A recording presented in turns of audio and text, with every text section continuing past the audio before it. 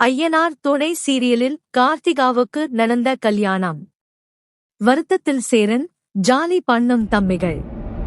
விஜய் டிவியில் ஒளிபரப்பாகி வருகின்ற ஐயனார் துணை சீரியலில் சேரன் மாதிரி நல்லவராக இருந்தால் தலையில் மிளகாய் அரைத்து விடுவார்கள் என்று சொல்வதற்கு ஏற்ப கார்த்திகாவுக்கு சதீஷ் உடன் கல்யாணம் நடந்து முடிந்துவிட்டது.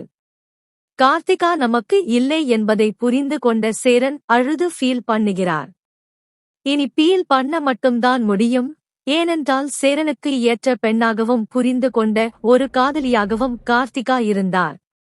ஆனால் அப்படிப்பட்ட கார்த்திகாவை உதாசீனப்படுத்திய சேரனுக்கு இப்போதைக்கு அடுத்து கல்யாணம் நடப்பதற்கு வாய்ப்பே இல்லை. ஏனென்றால் சேரனின் கேரக்டருக்கு எந்த பொண்ணும் செட் ஆகவில்லை.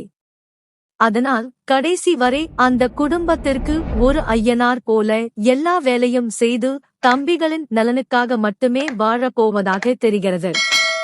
சேரனின் வருத்தத்தை புரிந்து கொண்ட தம்பிகள் அவர் மனதை மாற்றும் விதமாக ஜாலி பண்ண ஆரம்பித்து விட்டார்கள். சேரனும் தம்பிகள் நமக்காகத்தான் ஏதோ பண்ணுகிறார்கள் என்று புரிந்து கொண்டு அவர்களுடன் ஜாலியாக இருப்பது போல் நடிக்க ஆரம்பித்து விட்டார்.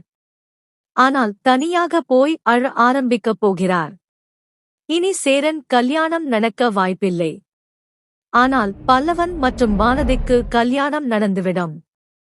இப்படியே ஒவ்வொருவருக்கும் அந்த குடும்பத்தில் கல்யாணம் நடக்கும் பட்சத்தில் சேரன் மட்டும் கடைசி வரை தனியாக நிற்கப் போகிறார்.